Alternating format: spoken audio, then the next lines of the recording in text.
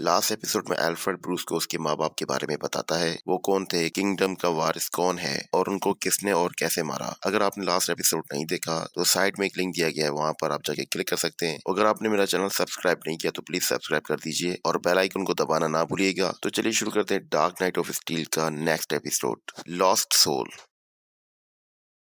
तो ज़ाला एल सल्तनत में आ चुकी है। वो अपने बाप के ताबूत के पास खड़ी होती है। सुपरमैन भी वहीं पहुंच जाता है और ज़ाला को देखकर कहने लगता है, तुम घर आ गई। ज़ाला कहती है, मुझे अभी तक यकीन नहीं आ रहा इस हादसे का। काल उससे पूछता है कि तुम्हें कैसे पता चला। ज़ाला कहती है, 2 दिन पहले, पर मुझे माफ करना, मैं सीधा घर ना आई, मैं ग्रीन मैन की तलाश में थी। काल कहता है कि तुम्हें ये अकेला करने की जरूरत नहीं। ज़ाला थोड़ा गुस्से में आ जाती है और कहती है, मैं ये नहीं करना चाहती, पर मेरे पापा हकदार हैं इंसाफ के। और फिर रो पड़ती है भाई को गले लगकर। काल वादा करता है कि इंसाफ जरूर होगा बहना। होप जंगल में बैटमैन ने क्वीन लारा की इजाजत से हार्ली को भेजा था किसी से मिलने के लिए, जहां से किंग जोरेल का असैसिनेशन हुआ था। हार्ली पुकारती है किसी को। अचानक एक दरख्त की शाख ने हार्ली के पांव को पकड़ लिया और उसे उल्टा लटका देती है। हार्ली कहती है, मेरे साथ कुछ भी गलत मत करना, मैं एल सल्तनत की रानी की तरफ से आई हूँ। तो वो ग्रीन आइवी होती है जिससे बैटमैन ने हार्ली को मिलने के लिए भेजा था। ग्रीन आइवी कहती है कि मैं किसी रानी को नहीं जानती। हार्ली जवाबन कहती है, जानती हो, इसलिए मैं ही हूँ जो तुमसे बात करने आई हूँ। आइवी कहती है, क्या बैटमैन अभी भी मुझे जेल में बंद करना चाहता है? हार्ली कहती है, हाँ, यही तो एक काम है जो वो करता है। आइवी हार्ली को छोड़ देती है और बैटमैन के लिए कहती है वो एक फट्टू है। हार्ली जवाब देती है, हाँ, बस अपने लिए नहीं। आइवी कहती है, बात एक ही है। हार्ली बताती है कि किंग जोरेल मर चुका है और उस पर इसी जंगल से हमला हुआ था। जनरल वॉलर इस जंगल को जलाना चाहती है। ग्रीन आइवी कहती है वो पहले भी कोशिश कर चुकी है। हार्ली पूछती है, क्या तुम हमारी मदद करोगी? ग्रीन आइवी पूछती है, कैसी मदद? हार्ली कहती है कि खतरे के वक्त ये जंगल और तुम हमारा दिफा करोगी, यानी कि रक्षा। आइवी कहती है कि मैं एल्स की मदद नहीं करूंगी, वो भरोसे के लायक नहीं, लेकिन मैं ये तुम्हारे लिए जरूर करूंगी क्वीन। किसी भी खतरे को इजाजत नहीं कि वो तुम पर हमला करे। हार्ली आइवी को शुक्रिया कहती है।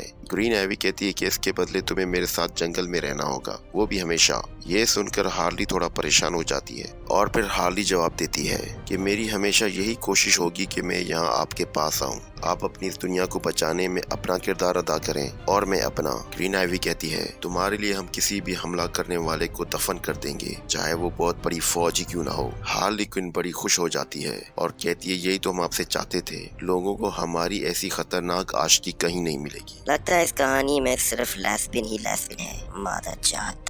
ग्रीन आइवी को अपने पेड़ों की तरफ से कुछ महसूस होता है कि ऊपर से कोई चीज उड़ रही है हवा में। हार्ली ऊपर जाकर देखने के लिए कहती है। जब वो दोनों ऊपर जाते हैं तो हार्ली की आंखें फटी की फटी रह जाती हैं और वो कहने लगती है कि जरूर कोई बहुत बड़ा मसला हो सकता है। ऊपर हवा में डायना होती है और अपने कबूतर घोड़े पर एल रियासत की तरफ जा रही होती है। अचानक दरख्तों की शाखों ने उसे और उसके कबूतर घोड़े को पकड़कर नीचे पटक दिया। डायना जमीन पर आकर संभल जाती है और गुस्से में ग्रीन आइवी से कहती है, हट मेरे रास्ते से हरी चुड़ैल। ग्रीन आइवी ने भी एटीट्यूड दिखाकर कहा, नहीं हटती, तेरी भैन की आंख। डायना को गुस्सा आ जाता है और एक लात मारकर पूरा दरख्त तोड़ देती है और उसे उठाकर कहती है, तुझे बोला था ना, हट मेरे रास्ते से, और जोर का हवा में पूरा दरख्त घुमा दिया और ग्रीन आइवी को बाउंड्री के बाहर फेंक दिया। अब भैया ग्रीन आइवी की इज्जत पे सवाल आ गया था तो वो चुप रहने वाली नहीं थी। फिर वो कहने लगी, अब तुझे और इजाजत नहीं कि तू इस जंगल का नुकसान करे और ना ही यहाँ से गुजरकर हमला करने की। ग्रीन आइवी ने अपनी जंगली जड़ों से पूरी तरह वंडर वुमन को पकड़ लिया था।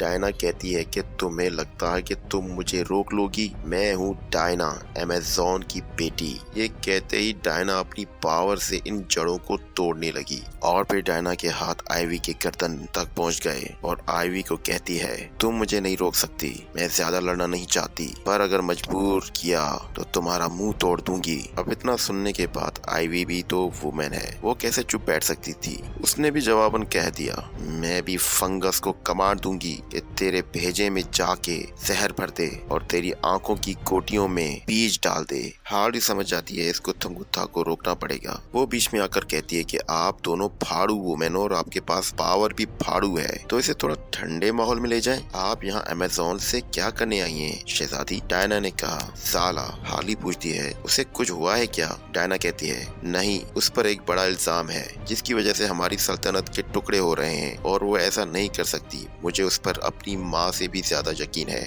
काल और साला दोनों वहीं पहुंच जाते हैं। साला पूछती है कैसा इल्जाम लगा है मुझ पर। हाली इन दोनों को देखकर हैरान हो जाती है और पूछती है काल साला आप दोनों यहाँ क्या कर रहे हैं। काल जवाब देता है हमें सुनने की अच्छी ताकत है और यहाँ दरख्तों को गिराया जा रहा था। साला और हार्ली क्विन दोनों डायना को रोकने की कोशिश करते हैं और फाइनली ग्रीन आइवी पेड़ की शाखों को हुक्म देती है और लड़ाई वहीं रुक जाती है। डायना ज़ाला से अकेले में बात करने को कहती है। डायना ज़ाला से पूछती है कि किंग जॉफरसन ने हमें बताया था कि तुमने उसके बेटे को मारा है। ज़ाला हैरान हो जाती है और कहती है कि मैंने ऐसा नहीं किया, मुझे नहीं पता, मैंने किसी बच्चे को नहीं मारा। डायना ज़ाला से पूछती है तो फिर वो इतना दावा क्यों कर रहा था। ज़ाला कहती है हो सकता है हमदर्दी लेकर नए अलायंस बनाना चाहता हो। डायना कहती है मेरी माँ उन लोगों के साथ तुम लोगों से लड़ेगी। ज़ाला कहती है कि शायद हिप्पोलाइटा को उसकी पेशेंट गोई पर यकीन है। डायना जवाबन कहती है उसे स्ट्रॉम सल्तनत की दोस्ती पर यकीन है और वो पीछे नहीं हटेगी जबकि जंग सर पर खड़ी है। ज़ाला कहती है अगर जंग हुई तो इस बात को यकीनी बनाओ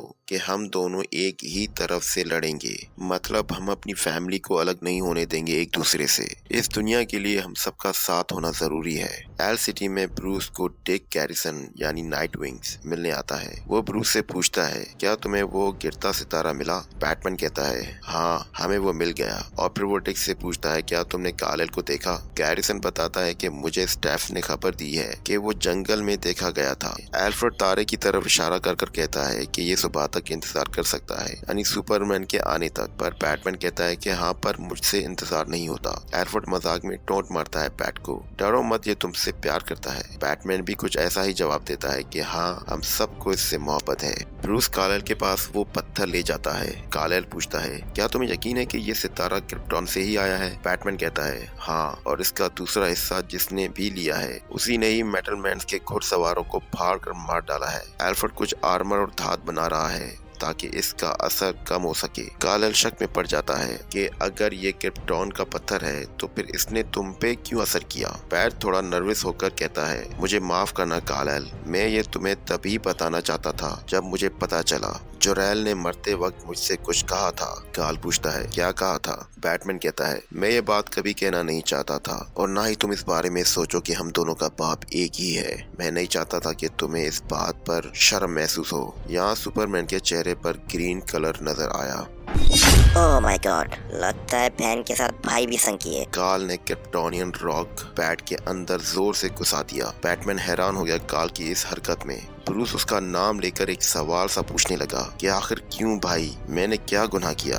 फिर कालेल गर्दन से ब्रूस को पकड़कर आसमान तक ले गया और कहने लगा ये हमारी दुनिया है, यहाँ हमारा हुक्म चलेगा और यहाँ कोई भी ऐसा नहीं रहेगा जो हमें चैलेंज कर सके। यानी कालेल ये चाहता था कि हमसे ज्यादा कोई पावरफुल ना हो जो हमारी किंगशिप को खतरे में डाल दे। और फिर कालेल उसे ऊपर से नीचे पटकता है। बैटमैन जोर से जमीन पर गिरता है। कालेल कुत्ते वाली शक्ल बनाकर घमंडी होकर यहाँ से चला जाता है। अब जब डीसी के इतने कैरेक्टर नजर आ ही गए हैं तो फिर कैंट फैमिली की भी एंट्री होनी चाहिए। यहाँ एक घोड़े गाड़ी में एक फैमिली आती है। उन्होंने वो शोर सुना। वो कहने लगे कि मुझे यकीन है कि कुछ गिरा है वहाँ पर। जब वो वहाँ पहुँचते हैं तो डर जाते हैं। उन्हें बैटमैन मिला जख्मी हालत में।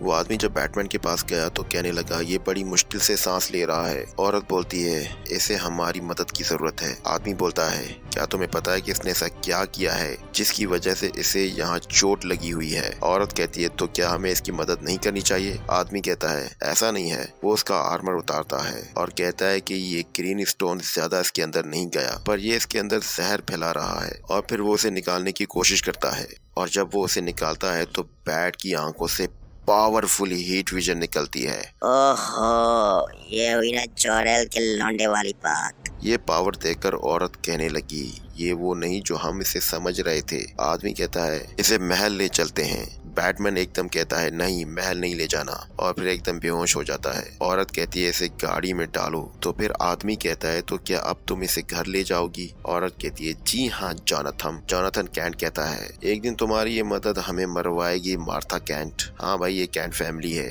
तो यहाँ एक बात तो पता चल गई कि कालेल और ज़ाला दोनों का माइंडसेट एक ही है कि हमने इस वर्ल्ड पर रूल करना है और सारे किंग्स और चैलेंजर्स को मारना है। पर उस ग्रीन पत्थर का असर कालेल पर क्यों नहीं हुआ ये तो आगे पता चल जाएगा। और इस कैन फैमिली का आगे क्या रोल होगा और बैटमैन इस जंग में अब कहाँ खड़ा है, क्या वो सुपरमैन को टक्कर देगा, क्योंकि सुपरमैन से लड़ने के लिए आखिरकार सुपरमैन जैसी ही पावर चाहिए। तो मिलते हैं नेक्स्ट एपिसोड में। अगर आपने चैनल को सब्सक्राइब नहीं किया तो प्लीज सब्सक्राइब कर दीजिए। मैं मिलता हूँ आपको नेक्स्ट वीडियो में, तब तक अल्लाह हाफिज।